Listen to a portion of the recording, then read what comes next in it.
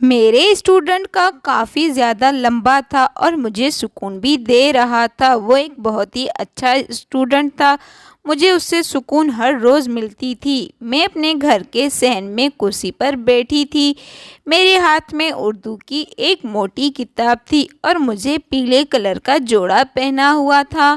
نہانے کے بعد میرے بال گیلے ہو چکے تھے اور موٹے موٹے پانی کے قطرے بےتاب پڑ رہے تھے۔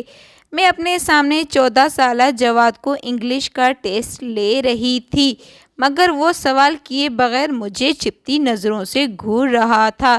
میں نے ایک دم سے اس کو دیکھا تو وہ مجھے عجیب سا احساس ہونے لگا، مگر پھر میں نے جھٹک دیا کیونکہ وہ ایک چھوٹا سا بچہ تھا، بھلا اسے ان باتوں کا کیا پتہ۔ مجھے تو بالکل بھی توقع نہ تھی، تو تبھی اچانک وہ کہنے لگا، آپ کے ہونٹوں پر گلابی لپسٹک ہے، یہ آپ پر بہت زیادہ سوٹ کر رہی ہے۔ یہ سن کر تو میں ہکا بکا رہ گئی تھی کیونکہ وہ میرے ہونٹوں پر توجہ دے رہا تھا۔ میں نے اسے غصے سے کہا، کچھ شرم کر اور اپنے ٹیسٹ کی تیاری کرو، پچھلے 2 ٹیسٹ میں بھی تم بالکل 0 نمبر آئے تھے۔ میں شرم سے پانی پانی ہو رہی تھی کہ میں تمہیں اتنی محنت سے پڑھاؤں، تم نے تو پاسنگ نمبر بھی نہیں اٹھائے ہیں۔ مجھے بہت غصہ آ رہا تھا، میں نے اس کے کان پکڑ کر وہ کہنے لگا، اچھا ٹھیک ہے، آپ میرے کان چھوڑ دیں، اس کے بعد میں آپ کو پاس ہو کر دکھاؤں گا۔ وہ میری سامنے والی کرسی پر بیٹھا تھا۔ وہ کہنے لگا، اتنی دور سے مجھے سمجھ میں نہیں آ رہا ہے، اگر آپ کہیں گے تو میں آپ کے پاس آ کر بیٹھ جاتا ہوں، مجھ سے لکھوائیں گے اور میں لکھتا جاؤں گا۔ میں نے اسے کہا، ٹھیک ہے، تم آ کر میرے برابر والی کرسی پر بیٹھ جاؤ۔ وہ آ کر میرے برابر والی کرسی پر بیٹھ گیا۔ میں اسے سوال لکھوا رہا تھا، ایک دم مجھے ایک جھٹکا لگا، مجھے یوں لگا میرے پیروں پر چنٹی پھر رہا ہے۔ پھر میں نے ایک دم سے نیچے دیکھا تو یہ دیکھ کر میں دنگ رہ گئی تھی کہ جواد کا پاؤں میرے پاؤں کے اوپر تھا۔ میں نے کہا، کیا کر رہے ہو بدتمیز لڑکے؟ تو وہ کہنے لگا، میں نے کیا کیا ہے؟ میں نے کہا، آپ اپنے پیر کو کنٹرول میں رکھو۔ تو وہ سن کر ہنسنے لگا، اچھا ٹھیک ہے، میں نے دھیان نہیں دیا ہے، آئندہ سے خیال رکھوں گا۔ جواد کی امی اس کے رزلٹ کے لیے بہت زیادہ پریشان تھی۔ وہ ایک امیر گھرانے کا لڑکا تھا اور میں اس کی ٹیوٹر تھی۔ وہ میرے گھر آ کر ٹیوشن پڑھتا تھا اور فیس کافی زیادہ تھی، اسی لیے میں نے خوشی خوشی حامی بھر لی تھی۔ اس جیسے کھر دماغ لڑکے کے ساتھ دماغ کھپا رہی تھی۔ میری ماں بیمار رہتی تھی اور میرے گھر میں کوئی ایسا نہیں تھا جو ان کی کفالت کی ذمہ داری اٹھا سکتا تھا۔ میں نے ہمت کی اور ایک اچھے سے اسکول میں ایک ٹیچر کا کام شروع کر دیا تھا۔ میری تنخواہ 25,000 تھے، گھر کے اخراجات کے ساتھ ساتھ اپنے ماں کو دوا دارو کرواتی تھی، اسی لیے اسکول سے پیسوں سے گزارا نہیں ہوتا تھا۔ میں نے سوچا گھر میں بچوں کو ٹیوشن پڑھا لیتی ہوں۔ اس دوران جواد کی والدہ میرے پاس آئی، اس نے بولا، جواد کو ٹیوشن پڑھا دو کیونکہ جواد ہمیشہ پڑھائی میں نکما ہے، آپ اسے ٹیوشن پڑھا دیں۔ وہ 9th کلاس میں پڑھتا تھا اور اس کا رزلٹ بہت ہی خراب آتا تھا۔ تبھی اس کی والدہ پریشان تھی اور وہ اس سے کافی زیادہ بھاری فیس دے رہا تھا۔ ویسے تو ایک ٹیچر اسٹوڈنٹ کو پڑھا دیتا ہے، لیکن میں 15 سال کے لڑکے کو پڑھا رہی تھی، کبھی نہیں سوچا تھا۔ شروع میں اس کی والدہ اکثر مصروف رہتی تھی، پھر ایک دن میرے گھر آئی اور کہنے لگی، آپ اپنے گھر کے بجائے میرے گھر آ کر ٹیوشن پڑھا دیں تاکہ میری نظروں کے سامنے رہے میرا بیٹا اور مجھے تسلی رہے۔ میں نے کوئی اعتراض نہیں کیا کیونکہ ان کے گھر میں ویسے بھی اے سی چلتا تھا اور میں سکون سے پڑھا سکتی ہوں۔ میں جواد کو اس کے کمرے میں پڑھانے لگی تھی اور میں کبھی کبھی کمرے سے جھانک کر دیکھ لیتی تھی اور اپنے کاموں میں مصروف ہو جاتی تھی۔ جواد کا کہنا تھا اسے اپنے کمرے میں پڑھنا ہے کیونکہ وہ وہاں پر کنفرٹیبل رہتا ہے۔ میں نے کہا، ڈائننگ روم میں پڑھنے میں کون سی مشکل ہے، وہاں بھی بیٹھ کر پڑھ سکتے ہیں۔ کہنے لگا، وہاں پر اے سی نہیں ہے، کمرے میں اے سی موجود ہے، اسی لیے مجھے باہر گرمی ہوتی ہے اور گھبراہٹ بھی محسوس ہو رہی تھی۔ جواد کا تعلق ایک امیر گھرانے سے تھا اور اس کا بہت بڑا بنگلہ تھا۔ وہ کافی लाडला बच्चा था। सब कमरों में एसी चलते थे, सिर्फ डाइनिंग रूम और लाउंज में नहीं थे। अपनी बात कहते हुए वो मुसलसल मेरे चेहरे को देख रहा था और बार बार सांस ले रहा था। उसने कमरे में जाकर अपने आगे वाले शर्ट के बटन खोल छोड़े थे। वो अपना शर्ट उठाकर पसीना सुखाने की कोशिश कर रहा था। ये देखकर मैंने उससे कहा, ठीक है, मैं तुम्हें आइंदा से तुम्हारे कमरे में पढ़ाऊंगी। मेरी बात सुनकर उसके चेहरे पर अजीब सी मुस्कुराहट छा गई थी, तो उसने खुशी खुशी अपनी किताबें उठाई और कहने लगा, आप चले मेरे साथ, मैं आपको अपना कमरा दिखाता हूँ। मुझे पता नहीं था कि उसके कमरे में जाना इतना महंगा पड़ सकता था। मैं ऊपर सीढ़ियाँ चढ़ने लगी थी क्योंकि उसका कमरा ऊपर वाले पोर्शन में था और उसकी वालदा का नीचे था और अपने माँ बाप का एक लौता औलाद था, इसीलिए माँ बाप ने उसे सर पर चढ़ा रखा था।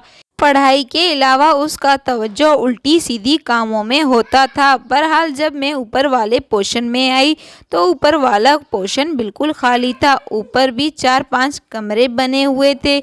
मैंने कहा, ऊपर तुम रहते हो? तो वो कहने लगा, हाँ, मैं यहाँ किसी को आने की इजाज़त नहीं देता, यहाँ तो सिर्फ मैं अकेला रहता हूँ। ये बात आकर उसने मेरे चेहरे के करीब कर दिया था, मगर आप यहाँ बिला धड़क किसी भी टाइम पर आ सकती हैं। मेरे दिल में कोई चोर नहीं था, इसीलिए मैं उसकी बात को सर आंखों पर उठा लिया था। अपने हाथ में किताब पकड़ रखी थी और दूसरे हाथ में मेरा हाथ पकड़ लिया था। मैंने उसी लिए नहीं टोका क्योंकि वो मुझसे तकरीबन 9 साल छोटा होगा, इससे भी कुछ ज़्यादा, कि वो मुझे अपने कमरे में ले गया था। कमरे में दाखिल होते ही मैंने सब कुछ देखकर मेरे होश उड़ गए थे, क्योंकि कमरे में इंग्लिश मूवी के हीरोइन के बेपाक तस्वीरें लगी थी, उसके कमरे में लगी थी, बल्कि बड़े बड़े पोस्ट लगे हुए थे जिन्हें देखकर मेरे होश उड़ गए थे और मैं शर्म से पानी पानी हो रही थी। मैंने उसे गुस्से से देखा और कहा, शर्म नहीं आती? इसकी वजह से तुम्हारी ग्रेड 0 आते हैं। कहने लगा, ये सब मेरा शौक़ है। बहरहाल ये मेरे शौक़ है, मैं इसे नहीं छोड़ सकता हूँ। मुझे गुस्सा आया। मैं डाइनिंग टेबल की कुर्सी खींचकर वहीं पर बैठ गई थी। वो भी मेरे बराबर में कुर्सी पर बैठ गया। रूम का दरवाज़ा बंद कर चुका था। उसने एसी भी ऑन कर दिया था। मैंने कहा, अगर तुमने कायदे आज़म और अल्लामा इकबाल की शनाख्ती तस्वीर लगाई होती तो मुझे देखकर बहुत खुशी होती। उसने एहसास दिलाया, इसी तस्वीर में अपने कमरे में नहीं लगाती, इसकी उम्र ऐसी नहीं थी कि इन कामों में, मगर उसने कमाल की अदाकारी से गंदे तस्वीर चिपकाए थे और कहा कि हर किसी की अपनी अपनी चॉइस होती है। मगर मैंने गहरी सांस लेते हुए किताब खोलकर पढ़नी शुरू कर दी क्योंकि इसे समझाना बेकार था। मैंने इंग्लिश की बुक खोलकर उससे पढ़ाई। उससे मुतल्लिक मेरी बातचीत हो रही थी और कहने लगा, आपने रोमियो जूलियट का नावल पढ़ा है? मैंने कहा, हाँ, क्यों नहीं, मुझे इंग्लिश की हर नावल बहुत ज़्यादा पसंद है। जब फ्री होता हूँ तो वही पढ़ता हूँ। इसके बाद इंग्लिश मूवी देखता हूँ। फिर उनकी तस्वीर को देखकर कहने लगा, ये सब मेरी फेवरेट हीरोइन है, मैं इनकी हर फिल्म देख चुका हूँ। मैंने कहा, इससे अच्छा है तुम अपनी पढ़ाई का रिजल्ट में तवज्जो दो तो बेहतर है। कहने लगा, पढ़ाई और किताबों के अलावा भी दुनिया होती है जो बहुत खूबसूरत और रंगीन है। इसकी बात सुनकर मैं उसे हैरत से देखता था। कहता था कि आप भी किसी हीरोइन से कम नहीं हैं। मैं एकदम परेशान हो जाती थी। ये तो सच था, मैं बहुत ज़्यादा खूबसूरत थी और अक्सर ही कोई ना कोई मेरी तारीफ़ करता था, लेकिन इस तरह 10 साल छोटे बच्चे से अपनी तारीफ़ सुनकर मुझे अजीब महसूस होने लगा। वो कहने लगा, मैं आपको कैसा लगता हूँ? मैंने कहा, जवाद, तुम भी बहुत प्यारे बच्चे हो और इस तरह अच्छे बच्चे पढ़ाई करते हैं ताकि तुम्हारे जैसी शक्ल है और रिजल्ट भी ऐसा ही प्यारा हो। इसके सर पर हाथ फेरा और इसके बाल बिखेर दिए। उसके रुखसार पर हल्की सी थप्पड़ भी फैला दी ताकि वो समझ सके मैं उसे बिल्कुल अपने छोटे भाई की तरह ट्रीट करती हूँ। मेरी बात पर वो खामोश हो गया और कहने लगा, मुझे बहुत खुशी हुई, मैं आपको अच्छा लगता हूँ। मैंने कहा, हाँ, तुम बहुत अच्छे लगते हो, इसीलिए मैं चाहती हूँ तुम अपनी पढ़ाई कंप्लीट करो, एक बहुत बड़े आदमी बन जाओ ताकि मेरा नाम भी रोशन हो जाए।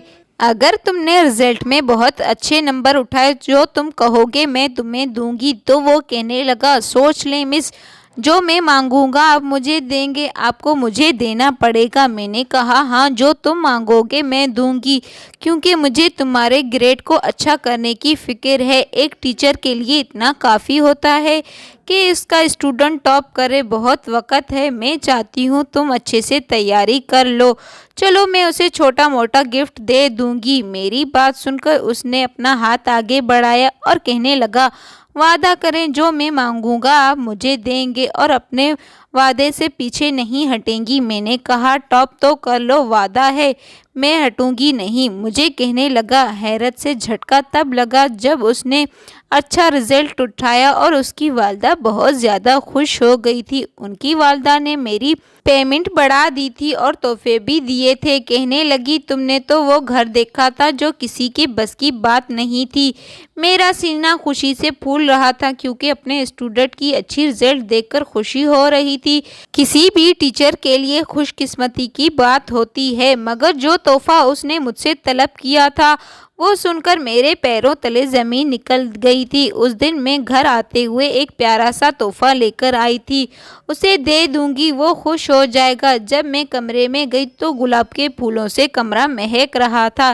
اے سی پہلے سے چل رہا تھا کیونکہ کمرہ کافی ٹھنڈا تھا۔ جب میں کمرے میں آئی تو وہ بھی میرے ساتھ تھا۔ جب اس نے کمرہ لاک کر دیا تھا مجھے اس کی بدتمیزی سے حیرت ہوئی۔ میں نے کہا، تم نے کمرہ کیوں لاک کیا ہے؟ کہنے لگا، آپ نے وعدہ کیا تھا، آپ کو وعدہ یاد ہے؟ میں نے کہا ہاں وعدہ یاد ہے۔ میں نے اپنے پرس سے وہ پیارا سا گفٹ نکال کر اس کے ہاتھ میں تھما دیا۔ اس نے کہا، میں نے تو آپ سے کہا تھا، وعدہ لے لیا ہے۔ میں نے کہا، جو میں آپ سے مانگوں گا آپ مجھے دیں گی۔ میں نے اس سے کہا، جو آپ مانگو گے میں دوں گی، آپ مجھے دیں گی۔ میں نے کہا چلو ٹھیک ہے، اچھا میں اتنی بڑی گفٹ بھی نہیں دے سکتی ہوں، پھر بھی جو تم مانگتے ہو مانگو، میں تمہیں کچھ بھی دے دوں گی۔ اس نے مجھ سے مانگا، میں تو سن کر حیران رہ گئی تھی۔ کہنے لگا، کیا آپ مجھ سے شادی کریں گی؟ میں نے اس کی بات کو سن کر جتنا حیران ہوتی اتنا ہی کم تھا۔ میں نے کہا، اپنی عمر تو دیکھی ہے، تم اتنے چھوٹے سے ہو، شادی کرو گے کہہ رہے ہو؟ میں ہنسنے لگی۔ میں نے کہا، پہلے جواد تم بڑے تو ہو جاؤ۔ میری بات پر کہنے لگا، میں آپ کو چھوٹا لگتا ہوں؟ میں نے کہا اور کیا؟ اس نے میرا ہاتھ پکڑ کر ڈریسنگ ٹیبل کے سامنے لے کر گیا اور آئینے میں دیکھ کر کہنے لگا، دیکھو کون بڑا لگ رہا ہے؟ میں نے کہا، لڑکوں کے قد ہمیشہ بڑے ہوتے ہیں اور عمر میں تم چھوٹے ہو۔ یہ کہہ کر میں ہنسنے لگی۔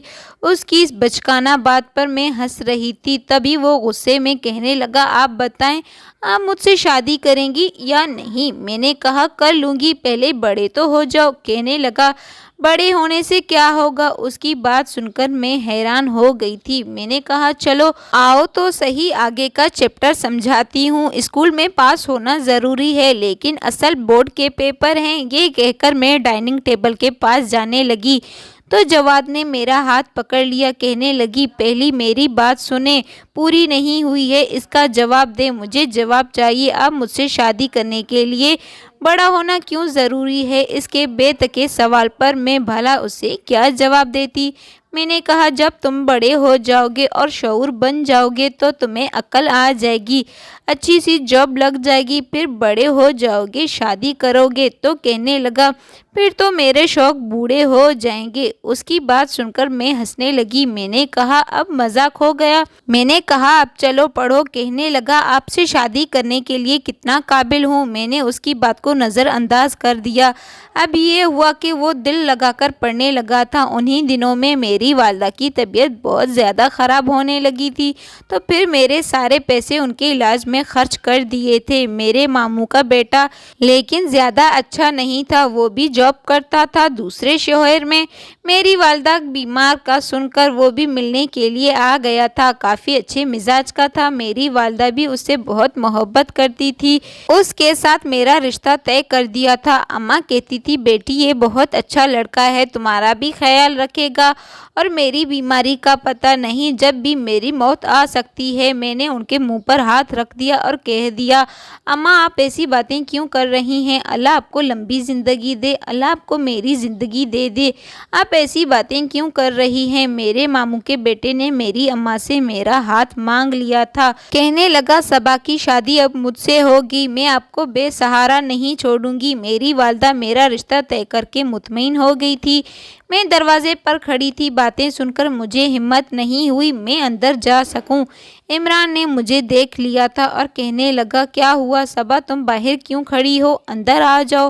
میں اندر گئی، میری والدہ بہت زیادہ خوش تھی اور کہنے لگی، اب میں مطمئن ہو گئی ہوں۔ کہنے لگی، اب بے آسانی سے مر سکتی ہوں کیونکہ میری بیٹی کی ذمہ داری اب تمہارے کندھوں پر ہے۔ میری آنکھوں سے آنسو بہہ رہے تھے۔ میں کچن میں کھڑی تھی، میں سوچ رہی تھی کہ یہ زبردستی کا رشتہ ہے۔ میری والدہ نے ان کے آگے ہاتھ جوڑ کر میرا رشتہ طے کر دیا تھا، اس نے خود میرا رشتہ نہیں مانگا تھا۔ اچانک عمران کچن میں آ گئے اور کہنے لگا، تم کیوں رو رہی ہو؟ آنٹی بالکل ٹھیک ہو جائیں گی۔ میں نے کہا، شاید وہ اپنی بیماری سے پریشان ہو کر انہوں نے میری شادی کی بات تم سے کی، لیکن تم بے فکر رہو، ایسا نہیں ہوگا، میں اور تم جہاں چاہیں اپنی شادی کر سکتے ہیں۔ میری بات سن کر وہ کچھ دیر یوں ہی مجھے دیکھتا رہا اور کہنے لگا، تم ایسا کیوں کہہ رہی ہو؟ میں نے کہا، میری ماں بیمار رہتی ہے نا، اسی لیے وہ پریشان ہو گئی تھی اور میری ذمہ داری سے آزاد ہونا چاہتی تھی۔ لیکن عمران نے جو بات کہی میں سن کر حیرت میں مبتلا ہو گئی تھی۔ وہ کہنے لگا، اگر آنٹی مجھ سے بات نہ کرتی تو میں خود آنٹی سے تمہارا رشتہ مانگ لیتا، کیونکہ اس میں میری خواہش شامل تھی۔ عمران کے جواب نے مجھے سکون دیا تھا۔ عمران 2-3 دن تک ہمارے گھر میں رہا۔ جب امی بالکل ٹھیک ہو گئی تھی تو وہ واپس چلا گیا اور جب میں اسکول جانے لگی، امی نے کہا، مٹھائی ضرور لے کر جانا اور اسکول والوں کو سب کو کھلا دینا، اپنی ساری دوستوں کو کھلا دینا اور کہنا تمہارا رشتہ پکا ہو گیا ہے اور جلدی تمہاری شادی طے ہو جائے گی۔ اور جب میں نے سب کو مٹھائی کھلائی تو اپنے کلاس کے بچوں کو کھلا رہی تھی۔ سب نے مٹھائی اٹھائی اور جب میں یہ مٹھائی جواد کے پاس لے کر گئی تو وہ مجھے گھور گھور کر دیکھنے لگا اور میں نے اسے مٹھائی دی تو اس نے مٹھائی کے ڈبے کو دھکا دے دیا اور سارا فرش پر چورا چور کر دیا۔ اس کے اس رویے سے مجھے بہت تکلیف ہوئی تھی اور چھٹی کا وقت ہو چکا تھا۔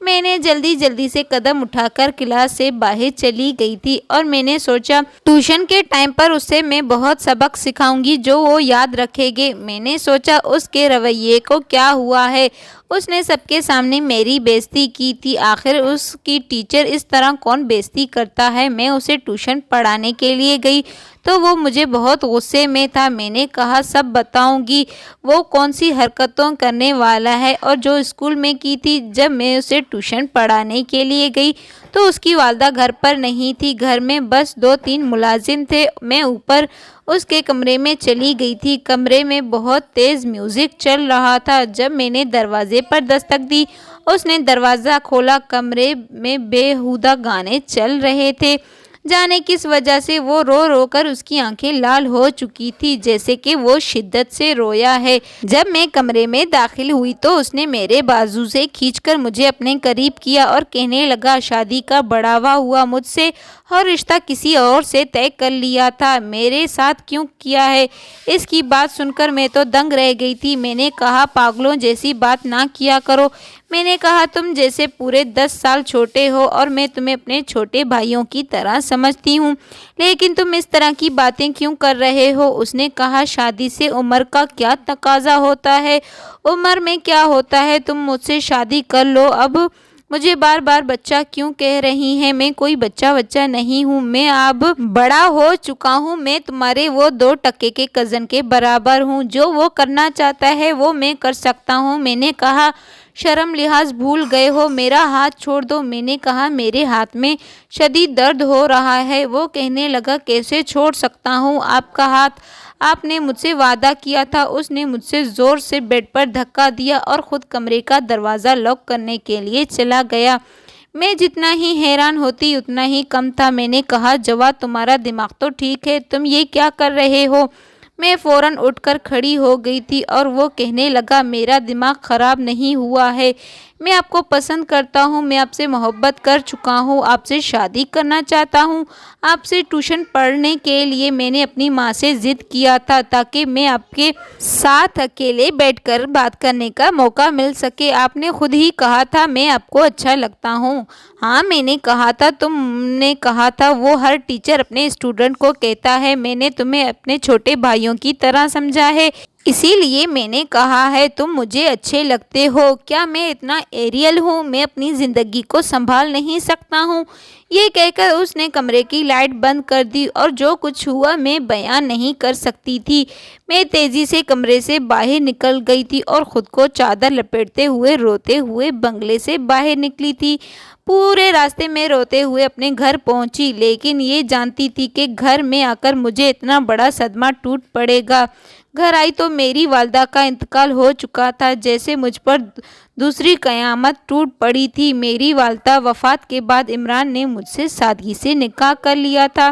شادی کے کچھ دنوں کے بعد دوسرے شہر لے کر گیا تھا۔ اب میں جواد کے بارے میں سوچتی تھی کیونکہ اس کا ارادہ اچھا نہیں تھا۔ اس نے کمرے کی لائٹ بند کی تھی اور میں اس کے سامنے ہاتھ جوڑ کر رونے لگی تھی۔ میں نے کہا میں نے تمہیں اپنا ہمیشہ چھوٹا بھائی سمجھا ہے اور چھوٹے بھائیوں کی طرح ہمیشہ پیش آتی تھی، تمہاری باتوں کو ہمیشہ نظر انداز کیا ہے۔ دیکھو تمہارا رشتہ بہت پاکیزہ ہے، ایک استاد اور شاگرد کا رشتہ بہت بڑا ہوتا ہے۔ تم اس رشتے کو ہرگز پامال نہیں کرو گے، ورنہ تم خدا کے سامنے مجرم رہو گے اور اپنے نظروں میں بھی پامال ہو جاؤ گے۔ میری ماں بیمار ہے، اسی لیے بیماری کے تحت مجبور ہو کر ٹیوشن پڑھانے آتی ہوں۔ میری مجبوری کا اس طرح فائدہ نہ اٹھاؤ، ورنہ میں خود کو ختم کر دوں گی، ذلت کے ساتھ جی نہیں سکوں گی۔